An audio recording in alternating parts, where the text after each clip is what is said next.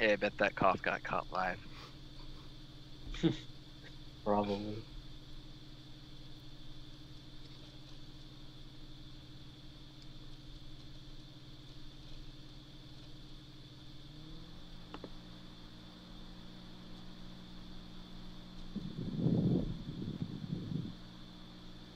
Oh yeah, let me tweet this out.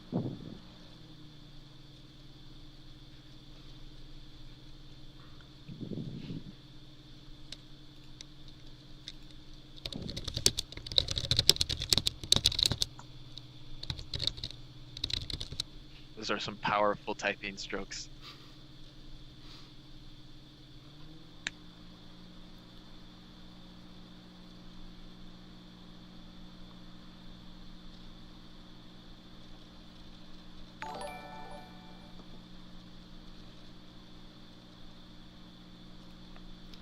Okay, so welcome everybody to the very first episode of From Field to Duel, a Pokken Tournament retrospective series with Slipping Bug, H2, and myself.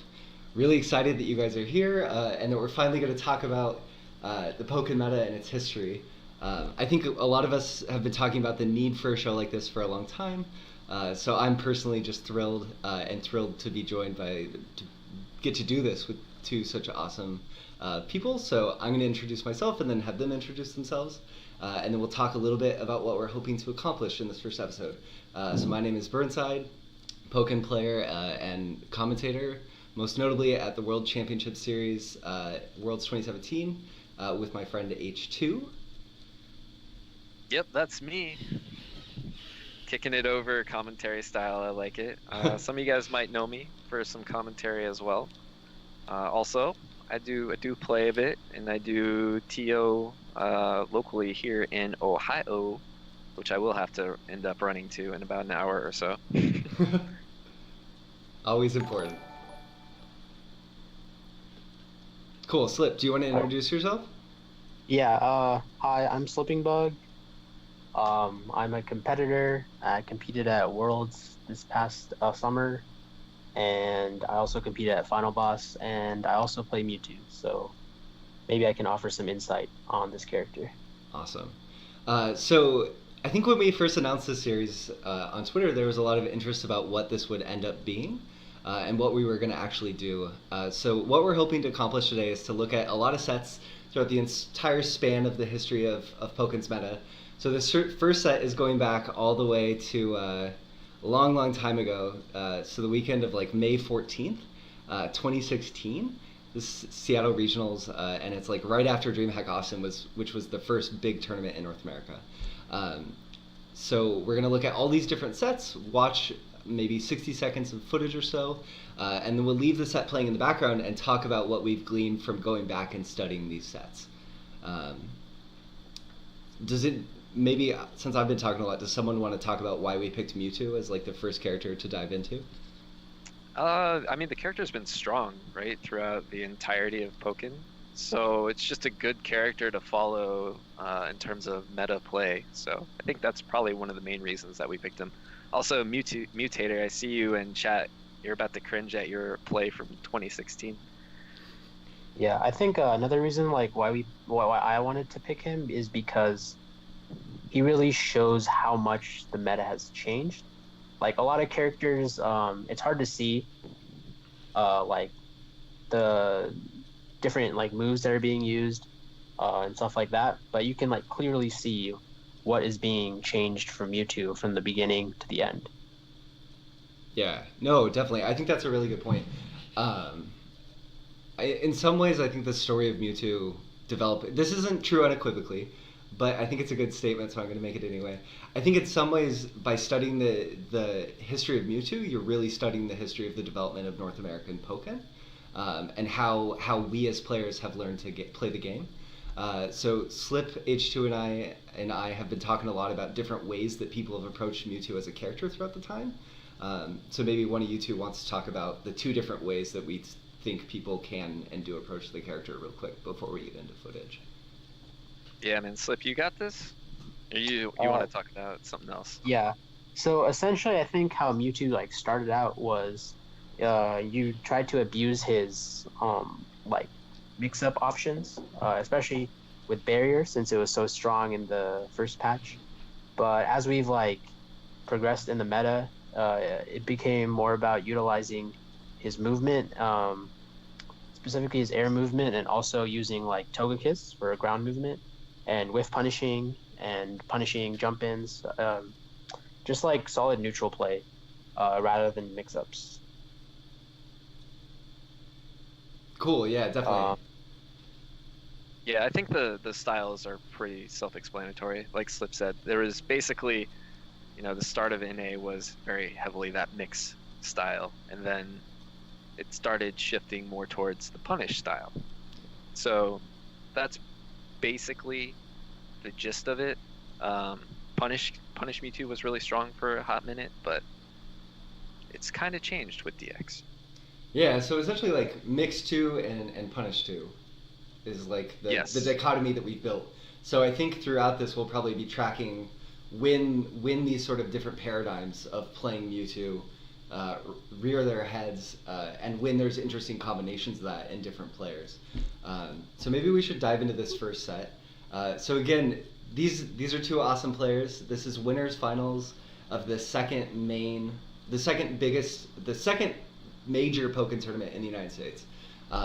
So there had been a tournament just the week before, attended by Alistair but not Mutator, and we are meeting them in winners finals. And we're not going to have audio on just because we're going to end up talking over the stream, talking over this footage as we go. What's up? You can probably turn it on for like the first 60 seconds and then turn it off when we start talking. Okay, cool.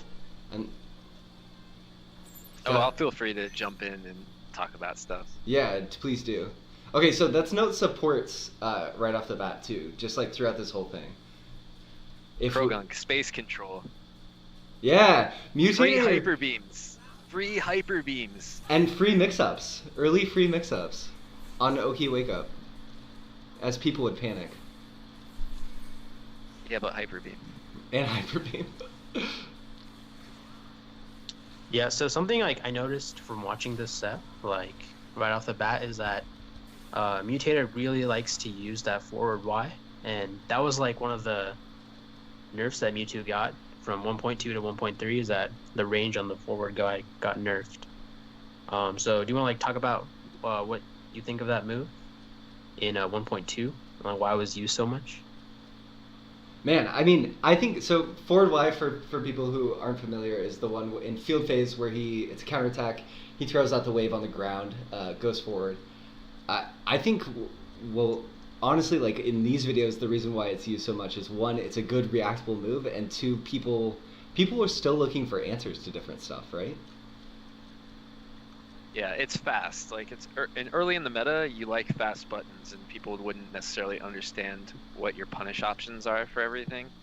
So if you have a fast button that people aren't punishing when maybe they should be, then you're just gonna go to it. It's a quick move, comes out before other options, so why not?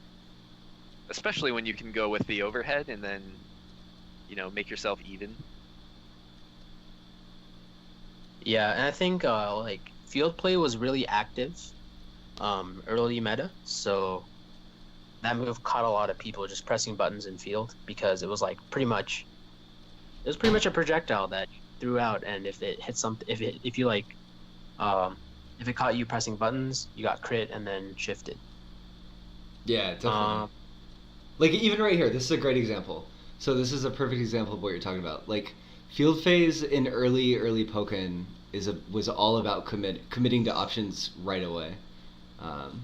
So here we have a shift, so straight into the homing, and like already like 4 different options have been declared. Yeah, and then also from this set, you see both players are using counterattack a lot. And like nowadays you don't really see Mewtwo use counterattack because like people can jump it. But early meta, it was really good because you hit both sides, and like people weren't aware that you could jump it, or like they weren't practiced in the fact that you could jump it.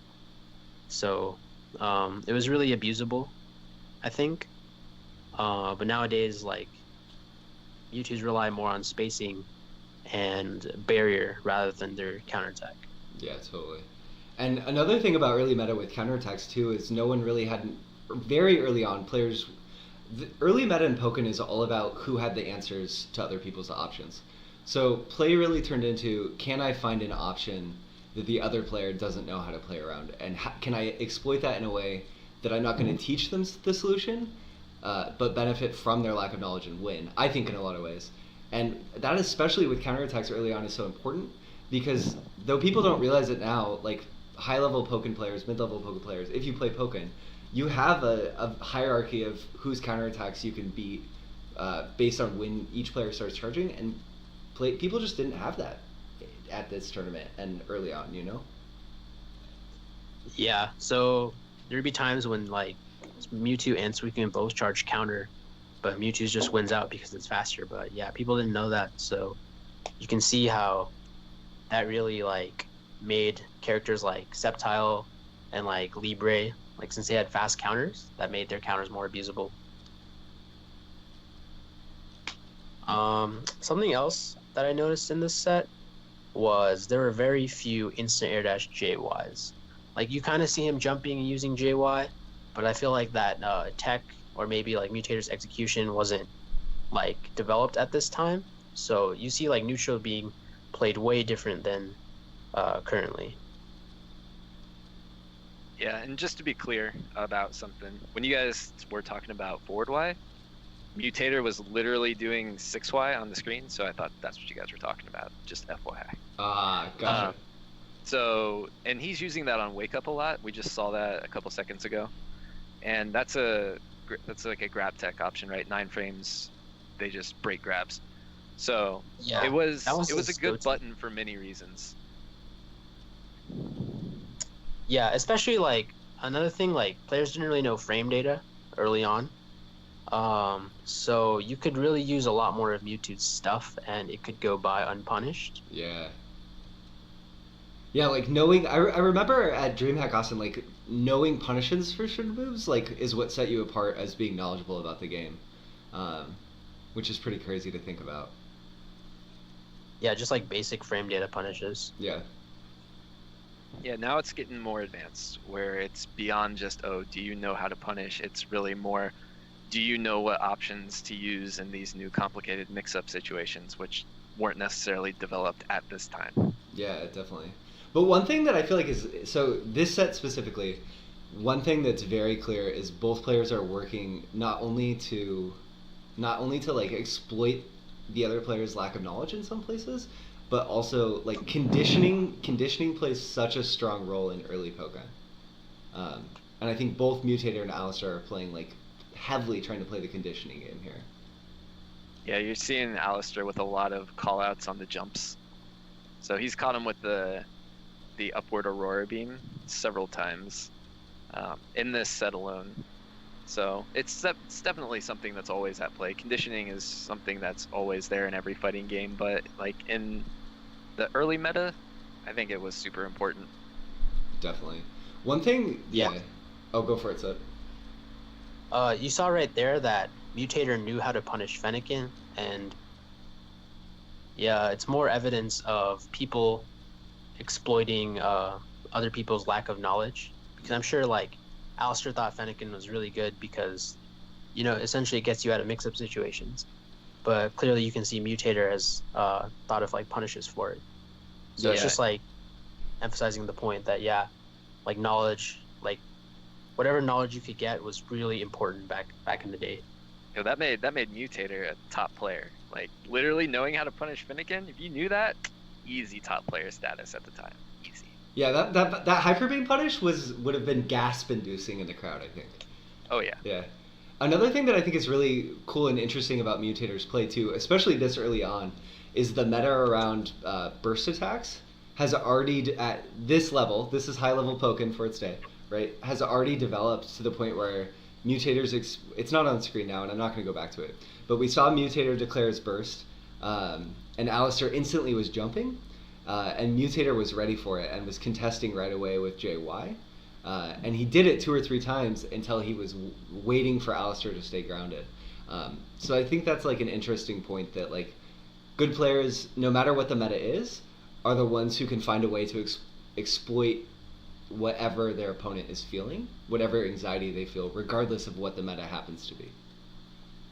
Yeah, I mean, all of that's more like general, so it's not necessarily a matchup specific thing, but like you said, Mewtwo, a lot of his play has been following the evolution of the game. So I know that a lot of what we're covering right now is like more general stuff and less focused on Mewtwo, but I mean, when we're talking about how this character's meta evolved, you called it out earlier. This character's meta evolved with the meta of Pokken in general. Yeah. Because it was so prevalent. This character is so strong, has been so strong throughout all the patches.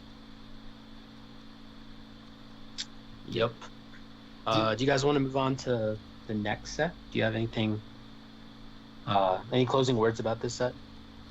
Now I'm excited about the next set though. That's some That's a really good shenanigans. one because it'll compare North American Pokken to Japanese Pokken in the early days. Yeah. Okay. So will someone set the stage while I get this video reloaded that's been playing? Yeah. So okay. So we're turning over to Chiba. I think Chiba of 2016, right? Yes. So this is going to be Potaten versus Kinuko. It's Libre versus Mewtwo. Potaten is of course the Mewtwo, and then Kinuko is the Libre.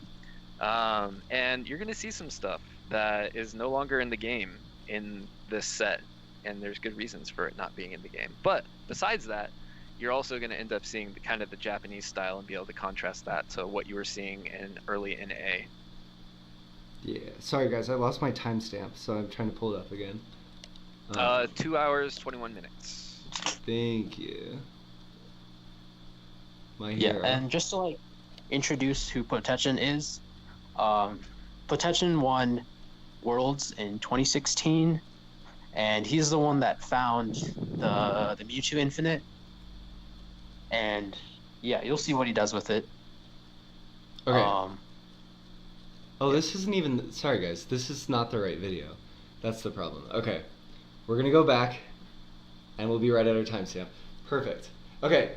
So, we see Potaten on this side in the white, and Potaten is using Diglett, which is actually key to this setup that H2 and Slipping Bug have been alluding to.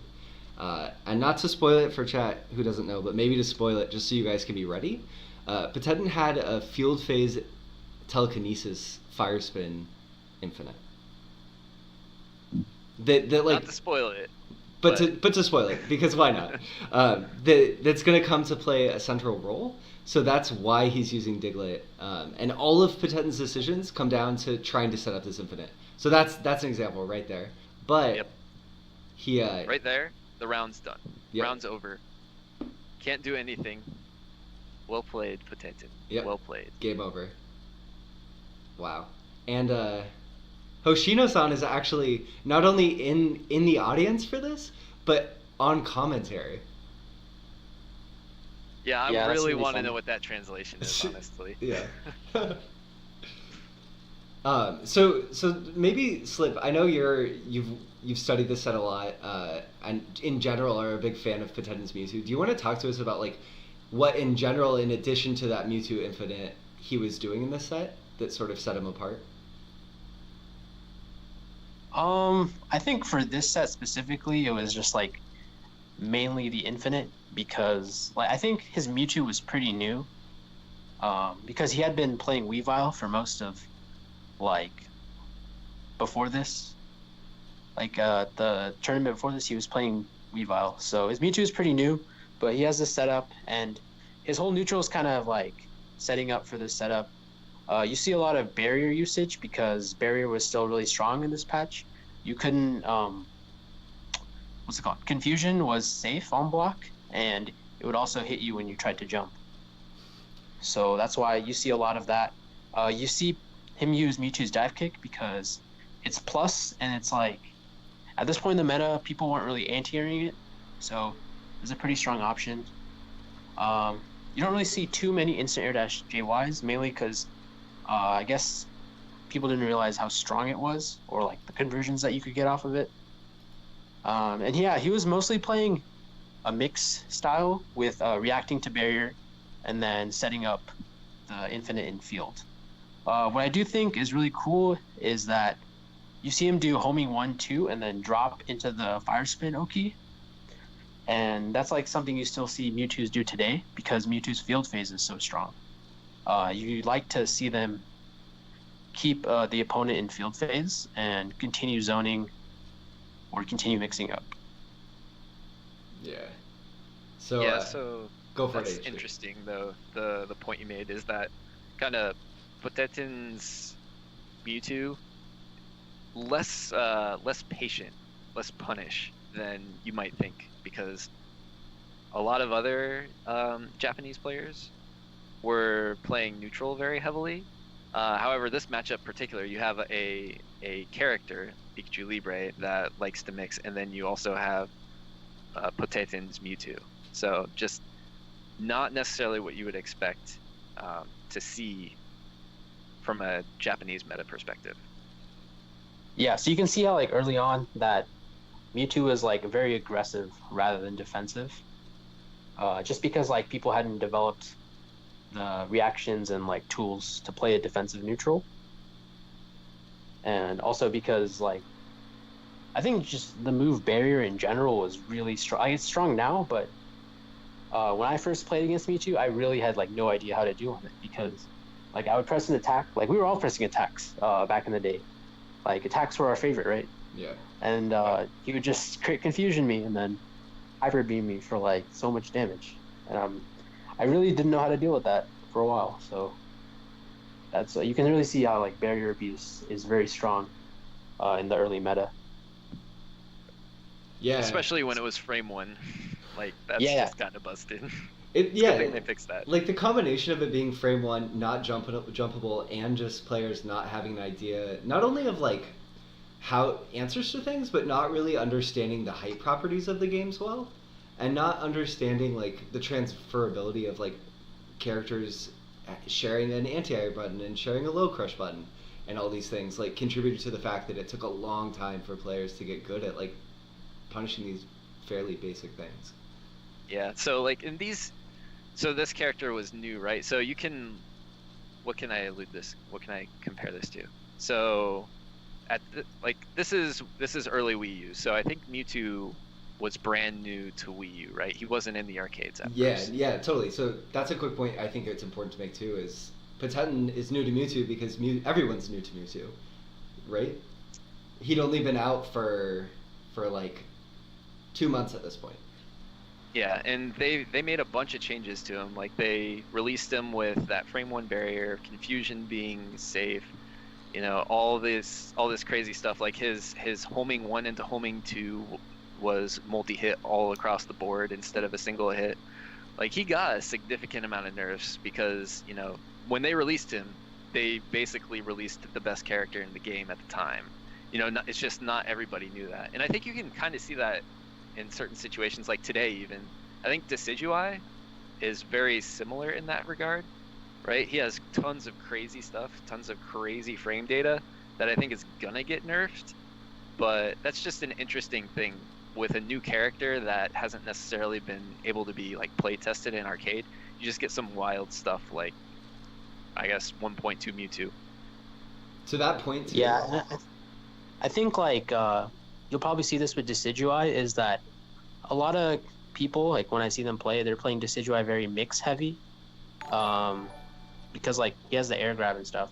But I think once people learn how to deal with like the aerial options that Decidueye has, you'll be more like neutral based, kind of like how Mewtwo is nowadays. Yeah, definitely. No, for sure. And I think that's like the sort of natural progression of a character. I also, just for history's sake, to bounce off of what H2 was saying, want to take the opportunity to remind chat that Mewtwo actually dropped in 1.0 with 630 HP. So he's the only character who's had his HP pool nerfed. So they reduced him in 1.1 to 600. So that's pretty interesting. Like, just to emphasize your point that like he was far and away the best character in the game. Yeah, boss character status for sure. Yeah. So, So why do you think they decided to give him like 630 HP at the beginning? okay, so I think Slip and I were talking about this a little bit before, and I think the character design of Mewtwo is really interesting because a lot of the design decisions around him, to me, signal that they want him to play mix heavy. So Barrier, just fundamentally, is a tool that says you should mix up your opponent. He has a large HP pool, which usually means that the developers are telling you they want you to take more risks in how you approach playing your character, because you have more room to do so.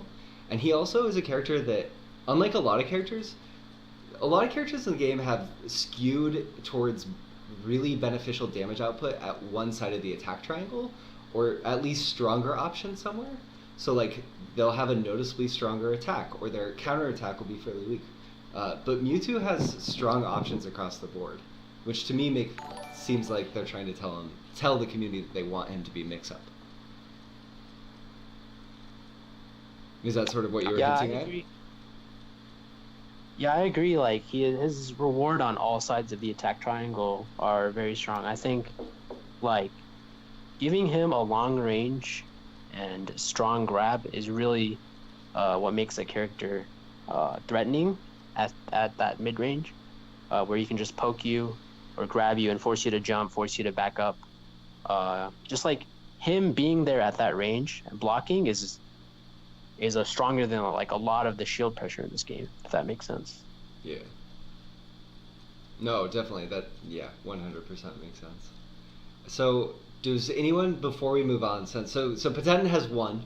He's won the Chiba qualifier, receiving his ticket to Worlds, and with the Infinite has sent Kineko packing, who won't actually get to go to Worlds. Does anyone, before we move on to the next set, have any last thoughts on Patenten and Chiba? I mean, that Infinite wasn't cool, man. Why'd you have to do it to him? That's my last thought. Yeah, pretty much. He, not a bad way to get a plane ticket, though. Nah, man. If it's in the game, you gotta use it. Unless they explicitly say you can't do this, use all your tools. Yep, absolutely. So we're gonna fast forward 4 months now in the Pokémon's lifespan. So we're gonna go all the way to July 2016, to Evo 2016, the largest, not only the largest Pokken tournament that had happened to date, but this is still the largest Pokken tournament of all time. Yeah. So we're going to loser semifinals, Swillow versus Patenten. Winner advances, loser goes home. So, before I start this, what are things that maybe people, as they're listening to us in the background, can look for in this set that shows like a shift in the way people are approaching Mewtwo at this point? Well, the first thing you're going to notice is that Potation didn't pick him, so that's something to keep in mind. But also, notice Swillow's choice of support. That's something that we've been kind of keeping track of, right? We saw Mutator pick Krogunk for the hyper memes, but not really. And then Diglett for the Infinite, and then watch what happens this time. Definitely. So we are here to watch Swillow's Mewtwo. Swillow, one of the / not the preeminent North American Mewtwo / Mewtwo in the world, especially at this point in time. I mean, definitely at this point in time. Arguably still to this day. Yeah. So yeah, one thing to look for too as you're watching this that's just sort of early meta stuff is we see Patenten testing different buttons to see how Swillow reacts to them. So we're seeing lots of 2Y and 8Y from Patenten to see if Swillow has an answer for them. Oh, and of course, H2 alluding to the fact that we finally see Togekiss coming into play. Shoutouts to Thulius for telling Swillow to run this support in this particular tournament. Yeah, something I want to like point out is nowadays Mewtwo plays a kind of like a punish game versus Chandelure, because Chandelure, like, she has a range where you can kind of stand at where her options are pretty limited. It's like inside her 2Y range where it doesn't push you back, but like outside her grab range and 8Y range. And you'll see like Patenten with a lot of 8Ys predicting jump, but Swallow not whiff punishing. So I think like the style that Swallow is going for is just like he kind of like comes in close, but he doesn't react specifically to certain punishes. He'll just like go with a preemptive attack when he feels like he can get away with it, if that makes sense. Yeah, definitely. And utilizing lots of grabs against Chandelure, even when, for example, so like Chandelure is a character who you generally don't want to play field phase against. But in this set, we see Swallow going for lots of grabs in duel phase, shifting back to field when he gets in, because he's trying to apply any pressure he can get to get the damage that he can, and maybe a matchup he's not super familiar with. Though at this point in time, Swallow probably had been playing against Chandelure because Omagoma was pretty active back in the day at Versus. Swallow's local. Yeah, and you notice that like this entire set, Potation is just basically spamming 2Y, right? Yep. Just keep away, and Swallow's just eating the hits over and over again. But the way that Swallow is playing is basically he's forcing that mixed style. He doesn't necessarily care if he's taking those hits. He's just 6xing, so that way he can get a little bit closer. So that way he can eventually get that big hit, because it'll even everything right back up. And you see Mewtwo's damage is just kind of nuts. Yeah, this is actually a style that I kind of like to do with Mewtwo. Is I'll take a lot of not a lot of risks, but I'll take risks until I get into Rage, because Rage is so strong with Mewtwo. Like I have a theory where like 600 HP plus characters can abuse Rage a lot better than the smaller HP characters. Like the amount that they can abuse it is a lot better, and Mewtwo I think does this really well. Like he gets into that HP range, where he's like about to die, and then he'll like pop Togekiss, and he'll be at like the max range that you can be at to be at Rage. So you can take a few more hits, but your damage output is really strong. And like that's what Swallow kind of does. He just like he's losing neutral a lot, but like eventually he'll get in. He'll have like the Mewtwo damage, and if he has a Rage, he'll be able to close out the game. Like especially in this set, like you saw him, he was like really down in that second round, but he came through, just like, you know, landed one punish, landed one grab, and pretty much evened it up. Yeah, exactly. I feel like that sequence just right there was such an interesting development too, because this is like the first time in the videos we've been watching where a player's played patiently and waited for their opponent to put themselves in a bad situation, and reacted appropriately, right? Like Swallow went into burst, Potetin was scared. You don't want to get bursted on, so he's jumping, and then we see Swallow doing what you should do, right? He goes to 8Y and punishes that. And it seems weird to call that out because it seems like such an obvious thing. But that's an instance of Swallow using the fear that his opponent has to his advantage.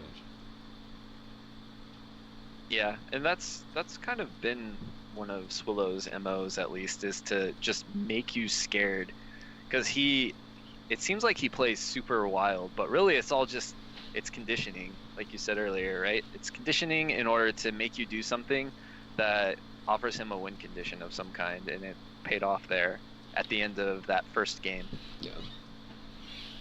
Yeah. Like you see Swallow like backing up a lot, and that's like something you really didn't see like in the first two videos that we watched.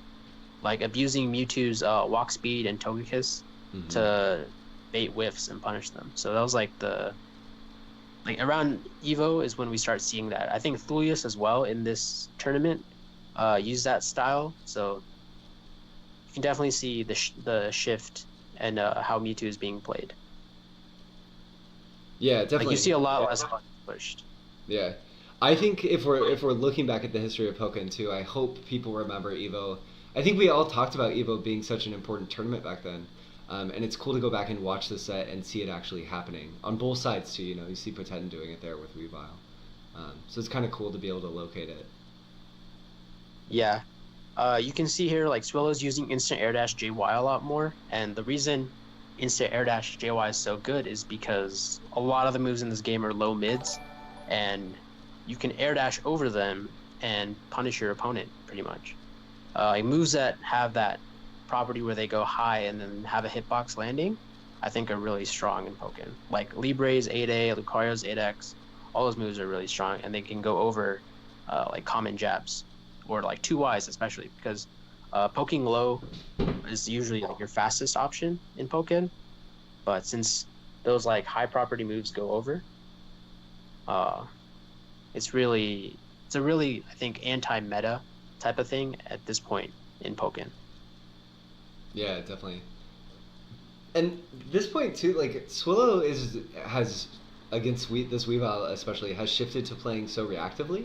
Like clearly Swillow is 100% in Poten's head at this point, and is doing what H2 was talking about earlier. You know, playing aggressive to set the conditions that he wants. This is my favorite part of the whole set. Yeah. Oh my burst god! Activation into raw burst, He he set that up earlier, right? Yep, He had already conditioned him to be afraid, and then when he bursted in the first game, he just jumped instantly. And now he's changing it up on him. He's like, oh, he bursted. He's not going to burst instantly, but he just does it. Yep. And he does it at such an important time too in this set, right? Like, I think this is 3 out of 5, I think, and it was just like such an awesome time in the tournament to pull out an option like that. Like you don't get to do that too many times before people catch on to the fact that you have that habit. And I love that Swillow saved it for right then. Yeah, actually, is this one 3 out of 5? I think this is losers semis. This one might be 2 out of 3 still. Interesting. So Swillow, to spoil it for the crowd, will go on to win the set, making him the only. Yeah, so it is 2 out of 3. Swillow's the only North American player who's ever beaten Potachin to date. So that's pretty cool. Yeah, sounds about right. Yeah. So does anyone any final thoughts on Swillow at Evo? He was really good. He was the top placing North American. I think he got what, 3rd or 4th? I can't remember. Yep, 3rd. 3rd, yeah. Wait, yeah. Who? Yeah. I guess we can answer that question because it was it was Boonton versus Tonosama in Grands. Yeah. Yep. Finals. Yep. Okay, so now we're going to move on to October. So this is another 4 months in time to Rumble in the Tundra 6. So this is approximately 1 year ago. It feels like a way longer than that. But we're jumping in at Grand Finals, Thulius versus Suicune Master. Yeah, this is early H2 commentary days, man. This is when I was just starting off. Is this the first tournament you were on the mic? I don't know if it was my first. Was Defend the North before this? Yes. I might have jumped on the mic for Defend the North. This was like the first time where I did a lot of commentary, though. Gotcha. On the mic. Cool. So at this point in time, Suicune Master definitely established as the best player in North America, far and away. Thulius top 8'd Evo, top 8'd Nationals, and then went 0-2 at Worlds, which was a huge surprise to a lot of us. So this is kind of like Thulius's comeback tournament after. Right there. Afterwards. Hold on, we have to pause. Okay, let's pause it. Go back 5 seconds. Okay. Something very important that everybody knows nowadays. Thulius was one of the first people to really implement this heavily. So it's the start of that homing attack. Okay. So after the shift. Yeah. So this, don't worry about that. That you don't do those things. Dash up, side strike in the corner. That Yes. right there, homing cancel. This is Thulius,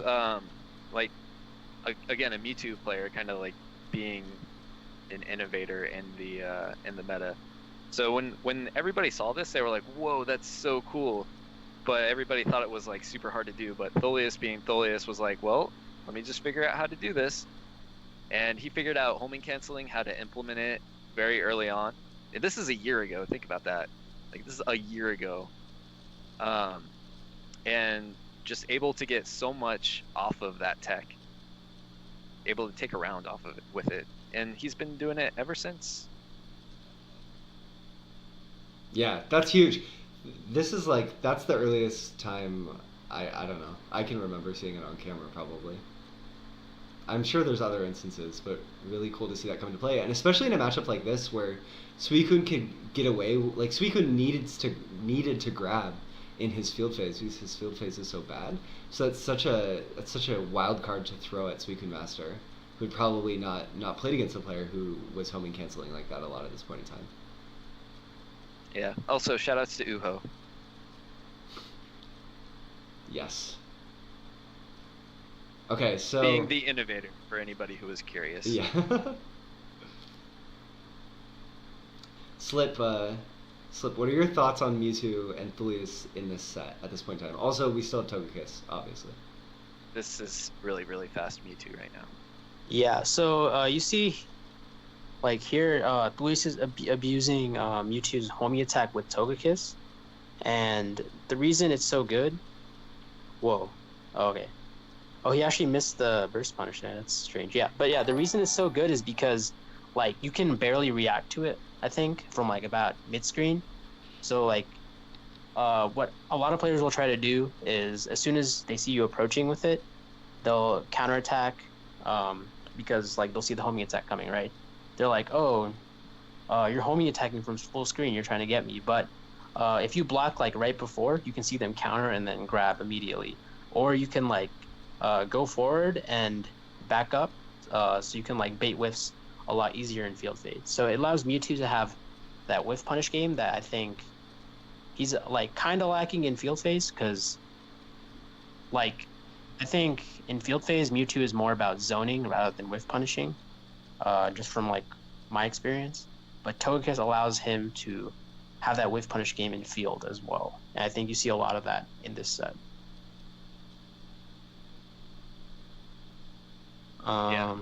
Yeah. What do you think? I think so. Thulius he's the OG Togekiss Mewtwo, and so a lot of what you're seeing now is still stuff that you see to this day. I mean, that might change with the DX patch, right? Like people might feel like, okay, maybe I can run some other supports, but when you see Togekiss Mewtwo this day, all of this stuff that you're seeing right now is still relevant, which I think is important to highlight. Yeah, definitely. This matchup, I mean, another thing that's interesting about this set specifically too, we didn't show it off, but so much of the first year of Pokken Tournament, there's so many important sets that are Suicune versus Mewtwo. And it's so interesting because Suicune at this point in time playing a lot of runaway Pokken, and Thulius with the Togekiss, like you're saying, just able to consistently close space and put Suicune in the corner. And I feel like Thulius is an early innovator of the importance of movement to place your opponent in the corner so that you can make them make bad decisions. And I think Swillow also is another player. Both of them fighting game players who've been playing fighting games for a long time. And I think it's interesting that both of them ended up picking Mewtwo, this character with really good movement and really good mix-ups, who seemingly understood how to put people in the corner and take advantage of that before a lot of other players. Yeah, I agree with that. Did. And then you can also see... Oh, sorry. I was just going to say, look, like everything that Thulius is doing in field phase is to put people into the corner. You know, he's not trying to have sidewalls, right? He's trying to be in front of you with your back against the wall. And Suicune Master too, like right here, you can see he's trying to return the favor. But, you know, corner pressure, very important, because most characters get most of their damage against the wall. For players who don't know that term, Issue, will you define sidewalls real quick? Just if like someone's pretty new to Pokken. So sidewall situations, it's more applicable in Tekken, honestly, but sidewall situations are when the wall is basically next to you instead of behind you. And when you get phase shifts in sidewall situations, the screen and dual phase, once you transition, is significantly smaller. So like in Mewtwo's case, you get to take way less advantage of your mobility in your movement options than you otherwise would, which is why it's always good to, you know, phase shift people when their back's against the wall. You know, there's more than one reason for that, right? But that's one of the many reasons. Yeah, definitely. One thing that we didn't really talk about this earlier, but something to look at with these sets as we're going on is what buttons people are using to tech throws. So Mewtwo, any I9 move or 8X will grab tech. So early on, we saw Potetin actually using 8X to break throws at Chiba. Not something you'll ever see anymore. And by this point, Thulius had fully decided that the best way to tech throws with Mewtwo is instant JY. So I think that's another interesting point in the meta too. Yeah, to be fair to Potetin though, it's very important that he was using 8X in that matchup, because that will actually deal with net. You cannot jump net. Right. So when you have a meaty net, you have to do an attack option. Sure.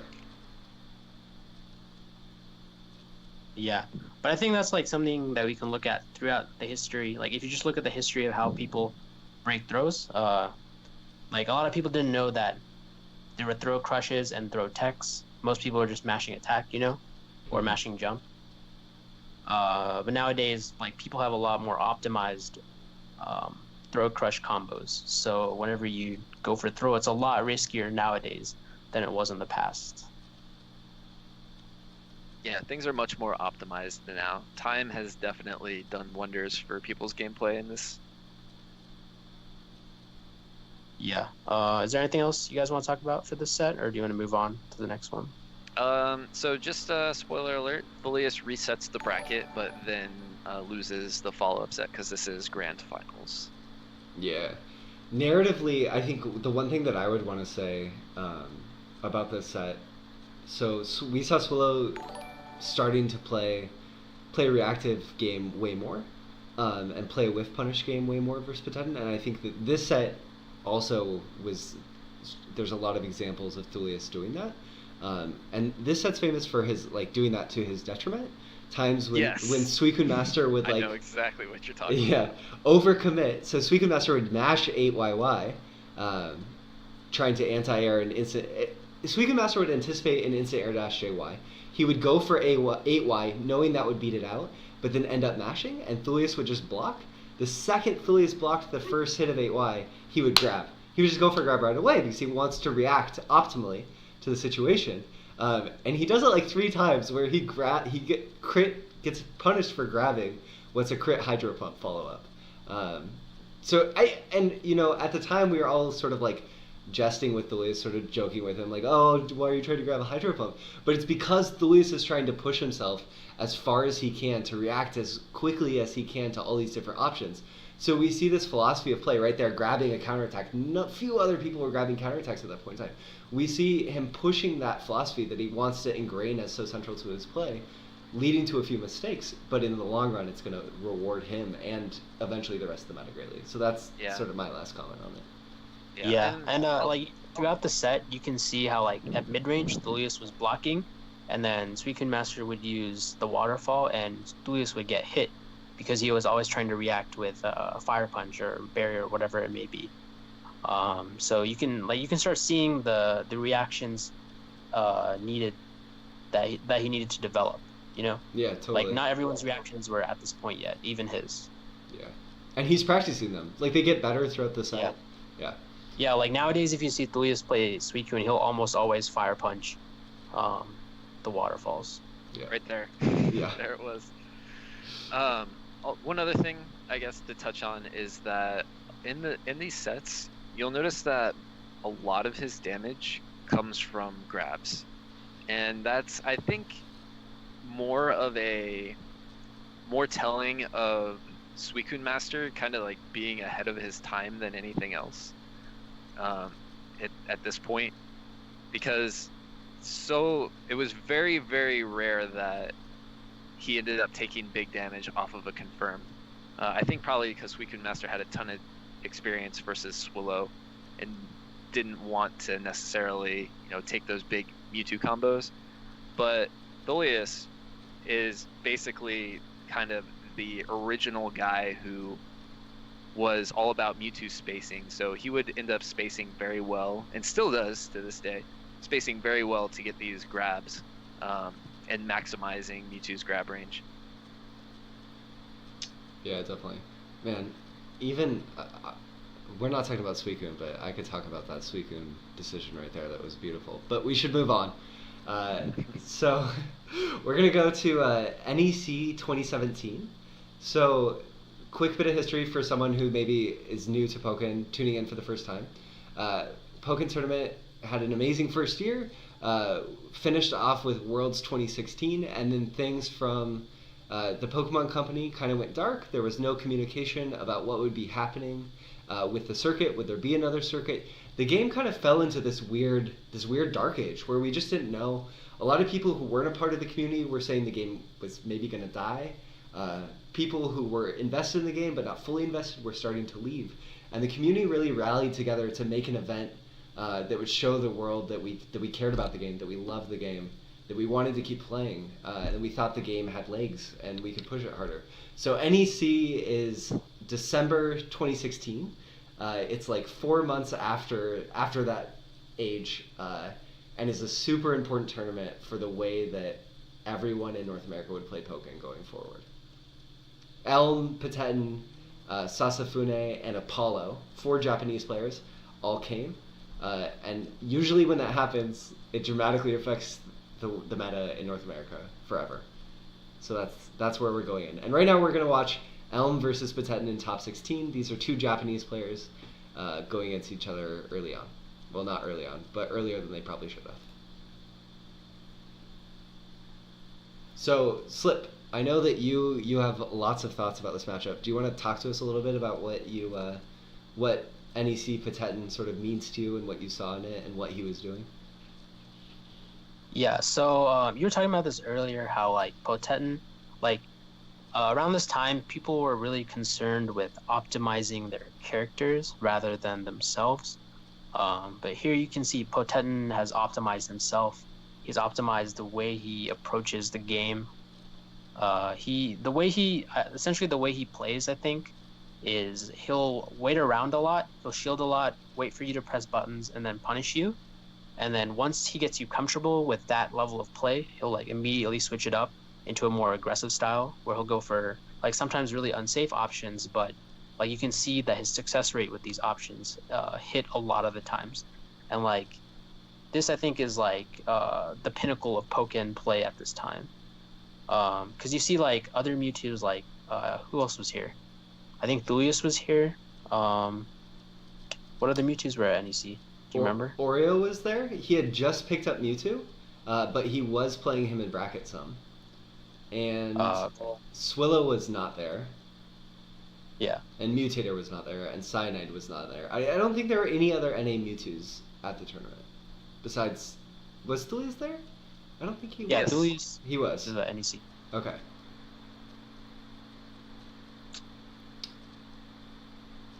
But yeah, he kind of just like tries to condition Elm, especially with a lot of grabs, because like with Mewtwo you can kind of go for them. You have like 600 HP. It's okay if you like miss a few. Like you'll see that Pateten will grab Elm will tech it, and then Pateten will grab again. Like he shows that he's not afraid of you, that he's willing to do pretty much anything to like get the win, you know? And this is like something that like when I fought him I kind of like experienced that. Like he'll go for a lot of unorthodox options, but like you'll never like expect it. It'll always like land.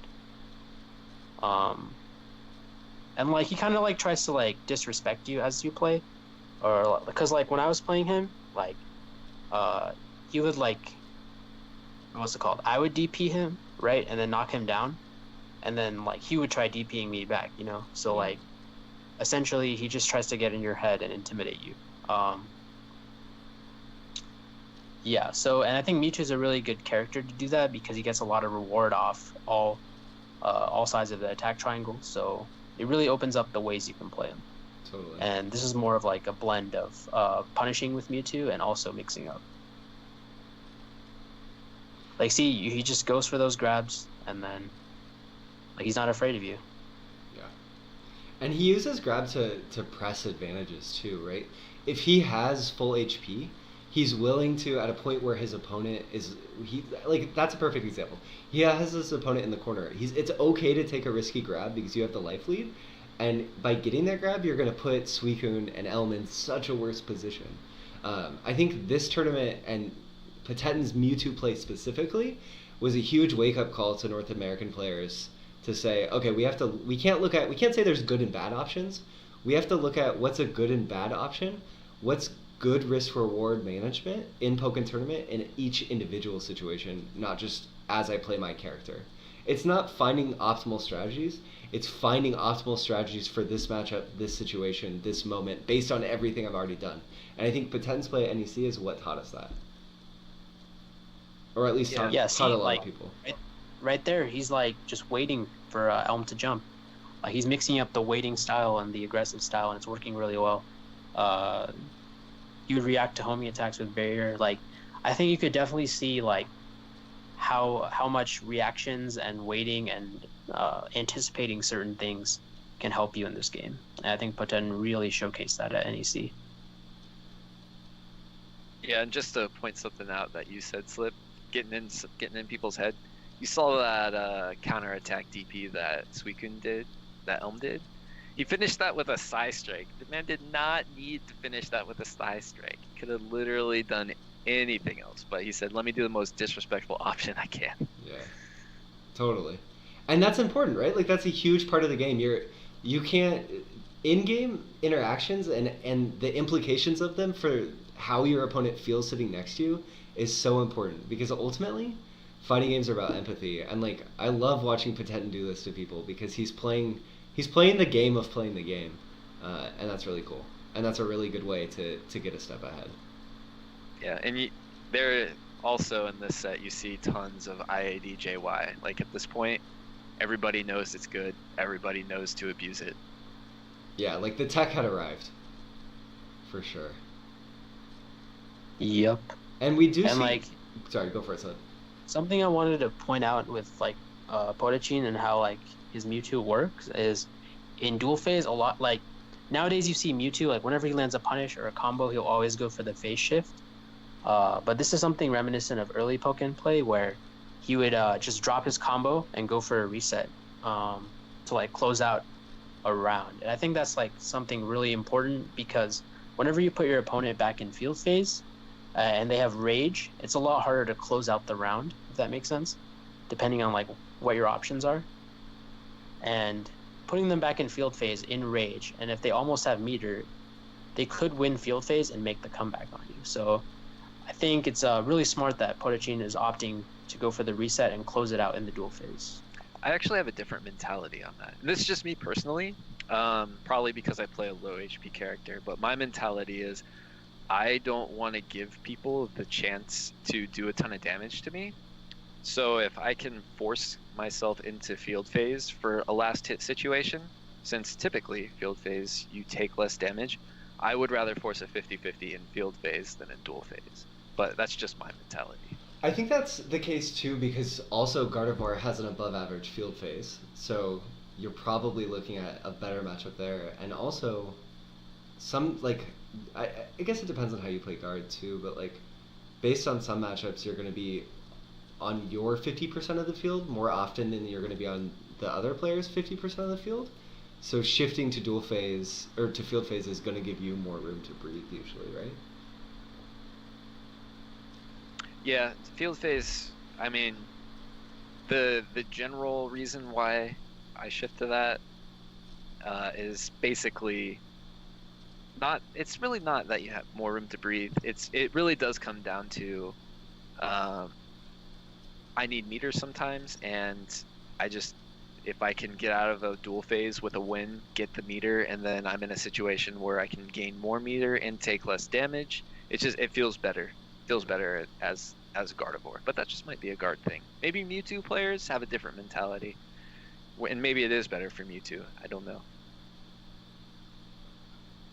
I think, well, we should probably move on, but I think as a Suicune player with a very bad field phase, I definitely like to drop combos in dual phase if I've earned the corner, because I'm not trying to play that field phase. Oh yeah, for sure. Yeah, I know exactly what you're talking about. Yeah. So any last thoughts on Patetten at NEC? Potachin, I should say it right. Sorry guys, at NEC. he's good. Didn't he win? Yeah. Yeah. Yeah, he's good. Yeah, he's good, and like he definitely shows why he's good, and I think it sets an example for a lot of the upcoming like new players in like the first half of 2017. So he especially- did this set an example for the players in 2017. Is that what you mean? Not just this set, but like his play at NEC in general. Yeah. Like you see a lot of new players come up, with a more patient, reactive style, but also characters that have solid mixed games like Libre and Lucario. Yeah. Like even Chandelure to an extent. Like you see Twixie, he'll go for Hex so many times. Like he definitely wants to get in your head at full screen. So Yeah, definitely. yeah, I do think in a lot of ways, Pokken. So lately, I've been talking a lot about like the dichotomy between like art versus science in playing Pokken Tournament. And just the really brief summary of that is like art. When you're playing science, when you're a science player, you're exploiting your knowledge of the game, frame data, punishes, tech, all of that, to optimize your understanding and to utilize that to your advantage. And when you're playing from an art point of view, you're utilizing your conditioning, your ability to think about the situation that the other player's mind is in and use that to your advantage. You're making decisions based on the human's aspects of the game, right? And I think, as Slip was saying, like NEC 2017 or NEC 2016, which was NEC 17, is like the first time that a lot like Putishin shows that like the art of Pokken Tournament is really important. Like in a lot of ways, we'd spent the entire year just trying to perfect the science of the game to get good at the game from a tech fundamental input perspective, and Putishin shows us here that that's half of the game, and it's going to take a lot more, and there's more skills to work on. yeah. Cool. Does anyone want to set up this next one? So yeah, I'll set it up. So going into final round, nobody really knew who Toasty was. Like he had went to one tournament before, and he didn't like place like top 8 or anything. So people didn't really know who it was. So Toasty was not seeded in at final round, but he definitely made it known that like playing patient, playing a defensive way with a very neutral based character is a very strong strategy. And like here you can see, well, actually I won't like spoil what's going to happen, but here you can see how like you can frustrate your opponent into committing to a lot of stuff and punishing. Yeah, definitely. And so Toasty's really a really interesting player because he was at DreamHack Austin, I believe. Is that true, Slip? Yeah, the very first one. The very first one. Then he was also at St. Louis Showdown, but didn't do super well either of them, and then kind of disappeared. And then, like you said, kind of came back. Well, and he was also at NEC. I guess Toasty never disappeared. He was just He was honing also his at skills. NorCal Regionals. Yes. Though that was after this, right? Yeah. Yeah. It's just like Toasty, he didn't really ascend Yeah. until after NEC, which is when like that's what I was talking about. Like a lot of new players started placing Yeah. and like coming up. Totally. Okay, so this is something we haven't seen a ton yet. Is Mewtwo sitting at full screen and then his opponent just being fine with sitting there, not approaching when they have the life lead.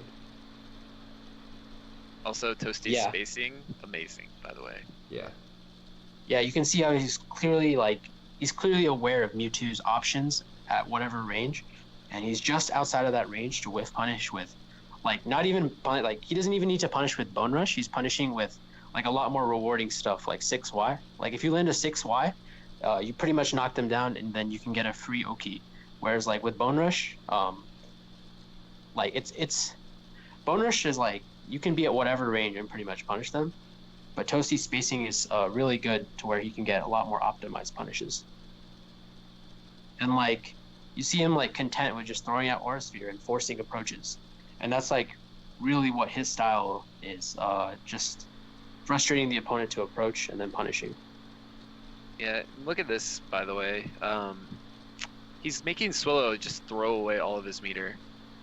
He's been throwing out psycho cuts over and over again, and he ended up losing like a quarter of his meter for that. Why do you think that was too? Yeah. Like, what do you? Swillow had the life advantage, and wanted to play that game. But is that because? Why do you think that is? Like, I don't know. Some players just like to push buttons. True. I mean, sometimes it's as simple as that. Like, I like to push buttons. That's why in field phase, even though I know you can sidestep everything with everything my character does, except for side Y, I'll still press buttons because I like pressing them. Yeah. I also think it's a product too of like the success in some ways. I fully agree with you, and two, like a product of Swillow's success early on, and like the things that he'd kind of conditioned himself into in the style of play that he wanted to approach at this point in time, and Toasty like bringing on a totally different way to approach the game. Also, really good knowledge from Toasty at the end there, knowing that Psy Strike wasn't a wake-up option, because he could finish him off regardless of the red armor. Yeah, this is like I think the pinnacle of safe play. Like Yeah. Toasty really just plays safe, and he really blows up defensive and aggressive Mewtwo because you can, like, the strategy I like to use versus Mewtwo is just don't press anything and sit on the other side of the screen in dual phase, and like he kind of just has to approach you or like be close to you, and like you see Toasty using that strategy a lot. So Just forcing Mewtwo to get frustrated. yeah. Because like Mewtwo, he wants you to whiff buttons, and if you don't really give him anything to whiff, it's then he kind of just has to approach you, or be okay that you have a life lead. You know? Yeah. So we're showing this set, which is a set of Mewtwo struggling. Do you want to talk about why we picked this set specifically to show off, Slit? I mean, you have a little bit already, but just to add to that. Yeah, I mean, pretty much that like we've shown like how Mewtwo has pretty much been winning, right? Or not winning, but like we show like all of Mewtwo's strengths. But I think this set really shows Mewtwo's weaknesses, because Lucario in dual phase is a character that can, like, it's really hard to whiff punish him, right? So Mewtwo has to take a lot more risks, I think, in dual phase at least in this matchup. It's pretty much like you have to guess high-low versus Lucario rather than just like spacing around his like buttons. So yeah, it just like kind of shows like Mewtwo's weaknesses of like getting overwhelmed by Synergy Burst and not being able to whiff punish as well. Totally. I think this set is also a really good set to show off historically how at this point in time, because of where the meta had gone, that just hyper aggressive Mixed-2 could be shut down through reactive defensive play. And that Mewtwo's would have to figure out new ways to approach playing their character as people figured out how to play around them. Yeah, I agree 100%. This definitely highlights the fact that, hey, the mixed style of Mewtwo, you have to start balancing it now. You can't just go, balls to the wall with your mixed game and try to outguess people anymore. Because people have learned. People have gotten better. People understand patience and risk reward better. So you have to start adapting yourself. Totally. Awesome. So cool. I feel like that was a good closeout to that set. So moving on to our final video. So I think we'll watch this and maybe reflect on this set specifically, and then also Mewtwo generally, and then close it out. But so to set the stage, we've catapulted ahead yet again to May 11th, 2017. So well over a year since the game had been out, and this is Thulius. The first time NA players had gone to Japan, the only time NA players have gone to Japan, and played it in tournament. And we are in Winners Finals Top 8. Thulius versus Tanoshimi, who knows Mewtwo inside and out as well. Hopefully not the last time we go over there. Yes, hopefully not. KVO is in May. Just throwing that out there. Start planning. So, This set, I think that for me right now is my favorite set of Pokken Tournament maybe ever. This set definitely in combination with Grand Finals is like my favorite Pokken Tournament to watch, and that's because the spacing is so developed, the neutral play is so developed, the mind games are so developed. This is like such a good example. Like just that, like Thulius's spacing is just so great. No, you're totally right. This man, his spacing is absolutely amazing, and that just being just out of range of the counterattack and then trying to grab punish. Like if he had Togekiss up, it was probably a true punish right there. Yeah, and that might be why he was going for it. You know, like right there, a great reaction with Fire Punch. We also just see the overall speed of Pokken. Like it's such a dramatic shift from that first set we watched with Mutator and Alistair. Both players have so much intention to every button they're pushing, and doing it so quickly. Oh, someone want to talk about those dashes real quick? Yeah, that's just stage presence right there. Thulius is trying to gain more stage advantage by pushing him closer to the wall. I mean, you see that not just in our game, right? You see that in Smash, you see that in like Street Fighter, you see it in everything. It's just a really good idea in general. And Mewtwo's dash is like perfect for that because his dash is so far and so fast. Yeah.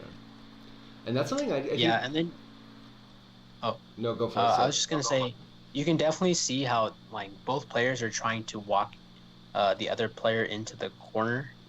Like when Thulius like dashed Tanoshimi to one corner, Tanoshimi just basically was able to push Thulius back into another corner, which forced Thulius to commit to an option. The option was like good for Thulius, but it's just like the spacing game is so much more developed at this point in the meta. And I think like honestly, this tournament really was like kind of like a wake-up call to me because it showed me how great neutral was in this game. Yeah. This was the start of Patient Bug. I don't know. The start of Patient Bug was like early 2017, but it just like reinforced how that style of play is really strong. I think, yeah, and I think this set does a really good job of showing the importance of nuance in spacing. Like, like in other games, like Street Fighter, right? That's our duel phase is so heavily influenced by Street Fighter. And thinking of those games, like you talk about like micro spacing and different decisions based on like, okay, if he whiffs this move, he's going to take a step forward, which is going to bring him in range for this option. That's a type of thinking and playing that we hadn't seen in Pokken really up until this point in time, and it's just like that's the type of Pokken that defines this matchup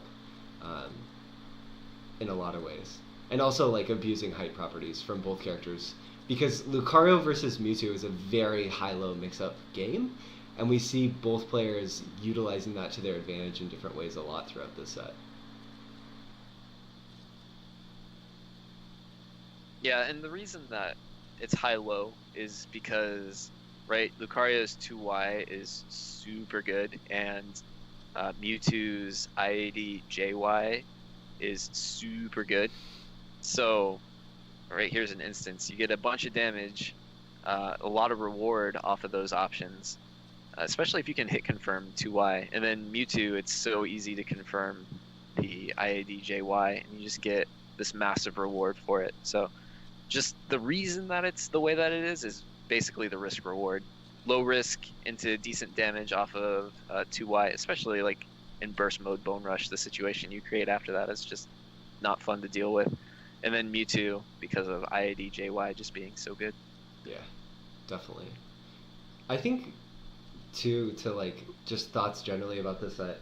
I think in some ways like Kevo, if it wasn't like the birth of intentional Pokken play, it's a great showcase. Like everything. So we talked about the dashes earlier, and the high-low mix-up applies to this too. But like every single thing that each player does in every single second of this match is really, really intentional, and there's lots of thought put into it. And I don't think you could always say that about the game up until this point. Like people were definitely doing it, but it's gotten to the point where to win and to win consistently, you have to think about what you're doing at every single second of the match. And they do that a lot here. Yeah, I agree. It looks very cerebral. This set in particular, um, not just this set, but the grand finals as well, as you mentioned, all very, very cerebral sets. Yeah, you can definitely see what the players are trying to do. Like, there's a lot of times where we watch Pokken and you're like, what is this player doing? You know, like I can't see the thought process behind these decisions, but I think with these two players, you can definitely see what they're trying to make each other do, and it's more like a conversation between them. Um, yeah, I think too, like this matchup, both players are jockeying for space so much in field phase, knowing that it's going to affect the matchup so much in duel phase, which is something that we don't see a lot of other a lot of players at a lot of levels still doing in the meta and how they approach field phase. So I think for people who are watching who want to get better at Pokken, a good place to focus on is how you play. Wow, that was an awesome 8x to cover a forward dash. That was really cool. Um, to watch how both these players approach field phase, how they move in field phase, and try to control the screen, um, is really important. And one of the things that I really like about this set is the constant back and forth. Like, it's rare that you see non-stop back and forth Pokken. Like, a lot of times we have this really steadfast patience in terms of playing spacing with no action.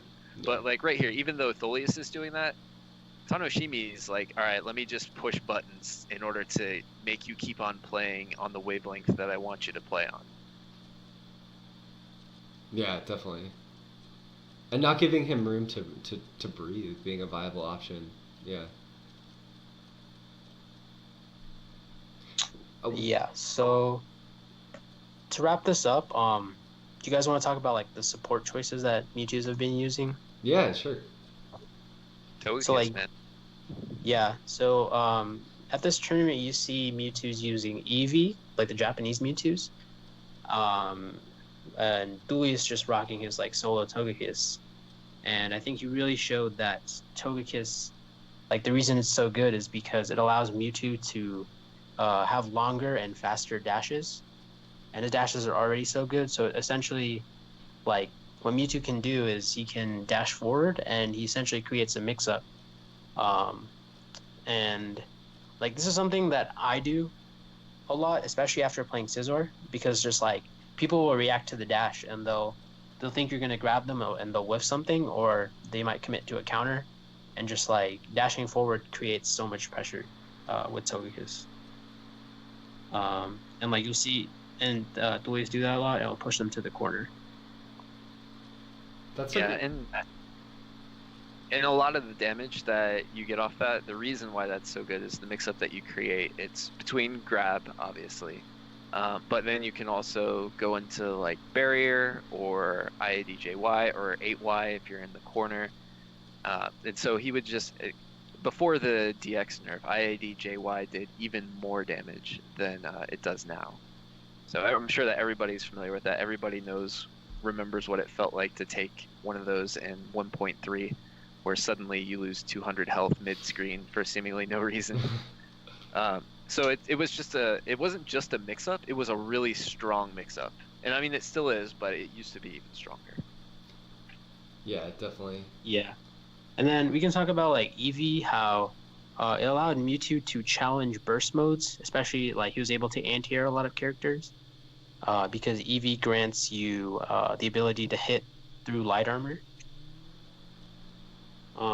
And it made Mewtwo's damage output really insane. Like pretty much any conversion he got, if he had Eevee and Rage, he would deal 200 damage. Like if he did like instant air dash into 6YY, it would do like 220 damage, and you're still in dual phase, and you barely used your phase shift points. So that's a strategy I really like to use in Wii U, because essentially like you could what you could do is just like pop it and then vortex them, or what it allowed you to do was play neutral more risky at the beginning of the game, and once you get into rage, you heal up and you're at that really good amount where you have a good amount of rage, and you just like you use all the things that you've learned during that round to try to land those like last few hits to close out the round.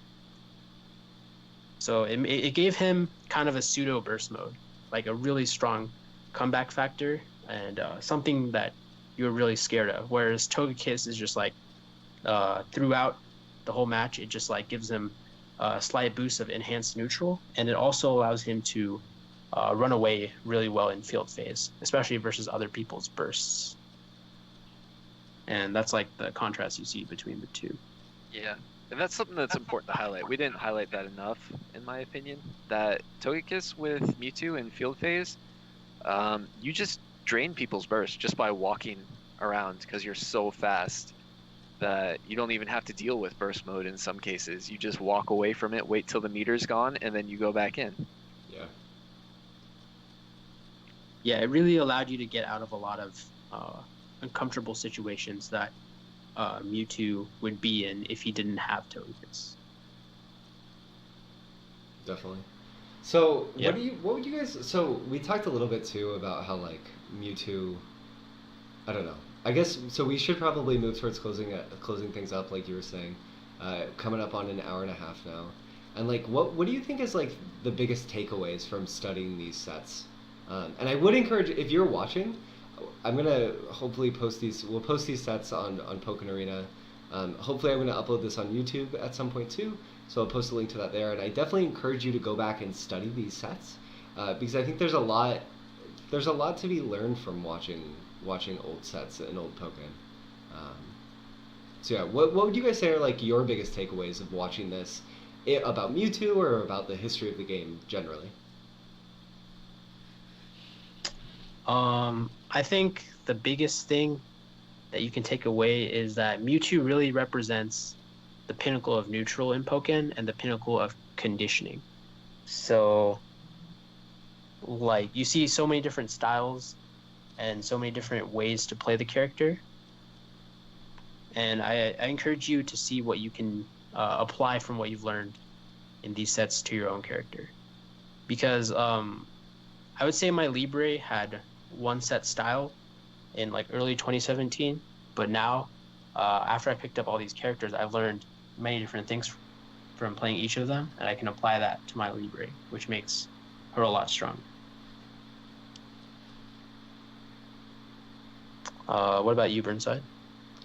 Yeah, I mean, I think for me the biggest thing going back and watching it, maybe it's just because I've been thinking about the sort of art versus science dichotomy so much. But it's been going back and reflecting on these sets and watching them has been really interesting because it's been an opportunity to look at how the game itself, as we've been talking about, has progressed.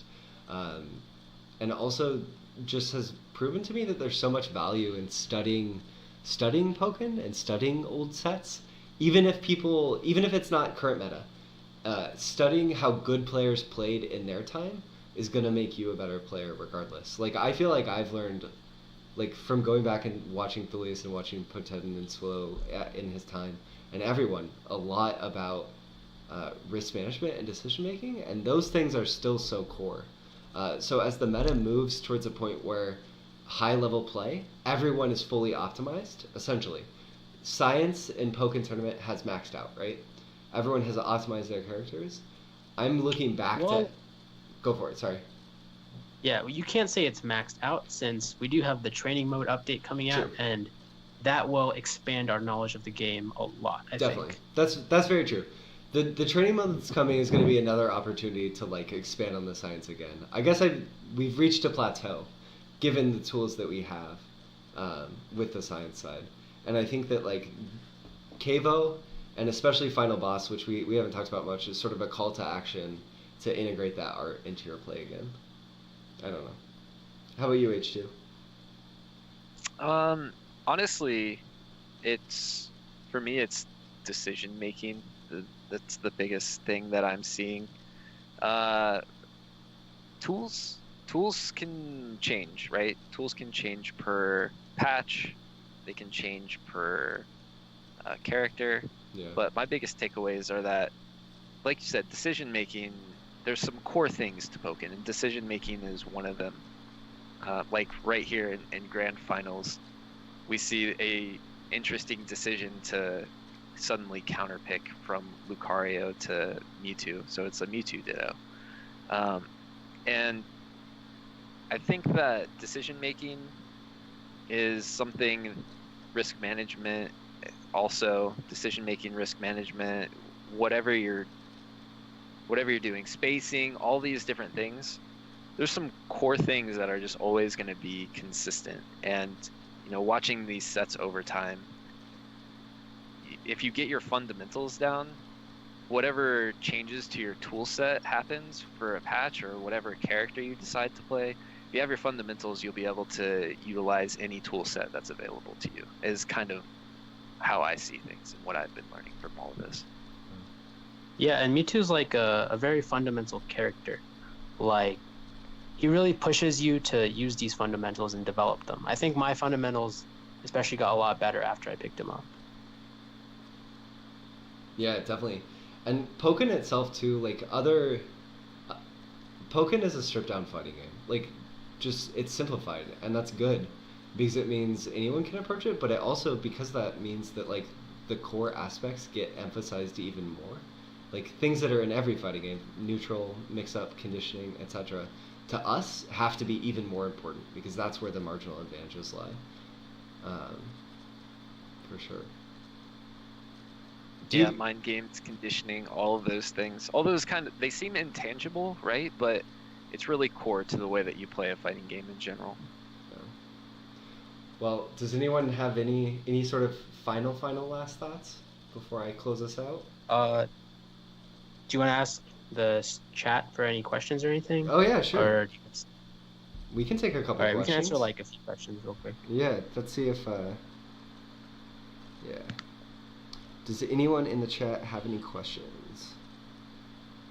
And if someone else has chat up too, and you see a question you want to go with, feel free to call it out.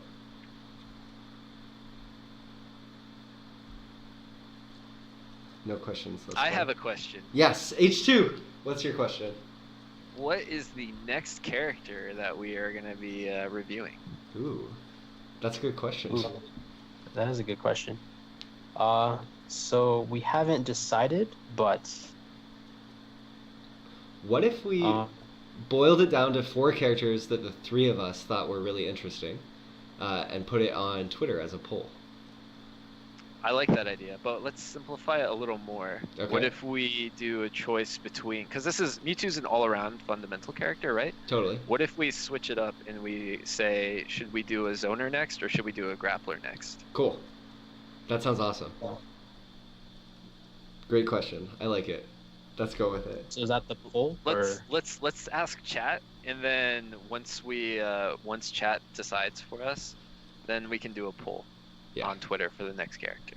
Cool. So all right, chat, help us out. Give me 1s if you want a zoner. Give me 2s if you want a grappler. And majority wins. Yes. And also, just to note too, like everyone that we've showed is a really good Pokken player, and there's lots of really good Pokken players who play and have invested in these characters that we didn't show, and it's not because we don't think those players are good or we don't think they have contributed. There's a lot of people who play Mewtwo who have contributed a lot and are really good. We just didn't have time to go through everyone. So yeah. 1s. I'm seeing, well, it's like 50-50 right now, 1s and 2s. Like 50-50. Yeah. Yeah. Cool. Guys, help us out. Oh, wait. People actually typed out grappler. Hold on a second. Rossin said zoners, but I see 2 grapplers. All right, we're just going to do the classic count here. Just going to go through and count them. So 1, 2, 3, 4, 5, 6, and then 1, 2, 3, 4. Oh dang, they're coming. All right, grapplers win. It's over. Sweet. Grapplers win. I like this feature. I guess we can. So we'll put. Go for it. Sorry. Yeah, I think Garchomp might be a good character to do because I think that character has developed a lot since he came out. From being like considered one of the worst characters to possibly being like a top 7 character, maybe. Yeah. Just maybe. Top 7, son. I'm thinking top 3. Let's go.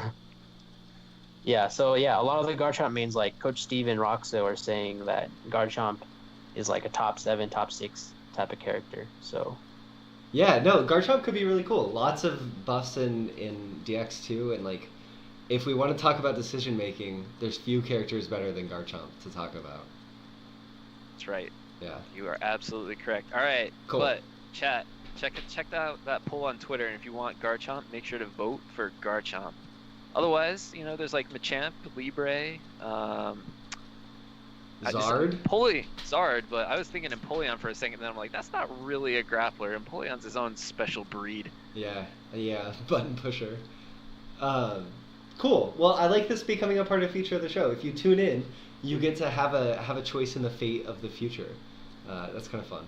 So, I'll let everyone sort of say their final piece at the end, but I would just like to say thank you so much to you for letting me hop on here and join you guys. This has been really fun. Thank you to everyone in chat who's tuned in to the first From Field to Duel ever. Hopefully there will be more soon. And definitely go back and watch those sets. Yeah, I just wanted to thank everyone for coming out and watching. If you have any feedback for me, feel free to DM me on how I can make this better, or if you have any general suggestions on how we can make this better, that would also be appreciated.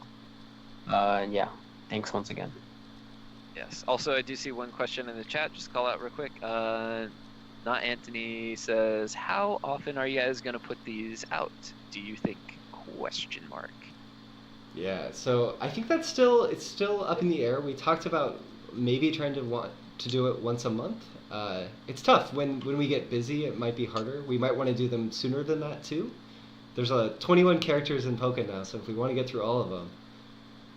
We probably should shoot for maybe at least once every 3 weeks. I think that's something that is feasible. So I would say for my schedule that might work. Cool. Yeah, same. I think that could work for me too. So maybe once every 3 weeks. So stay tuned as we figure that out a little bit more. But that sounds pretty good. Cool. Anything else, H2? We'll figure out how to categorize Empoleon later. He is the HM slave. You are correct, Ash Greninja. Totally. Well, thank you so much to all of you for tuning in. Follow our Twitters. Make sure to follow us on Twitter. You can find me at BurnsideBH. I'll let everyone kind of go through theirs. Yeah, mine is just at SlippingBug, all lowercase, one word. And mine is at H2. Who are you? All spelled out. And I'll see you guys around. I know a bunch of you guys in chat, a bunch of you guys on YouTube who end up watching. I know so many people in the community. It's always awesome to hang out with you guys. This is just one other way that I get to do that. So thank you for hanging out with me, letting me hang out with you, and I'll see you at the next event, I guess.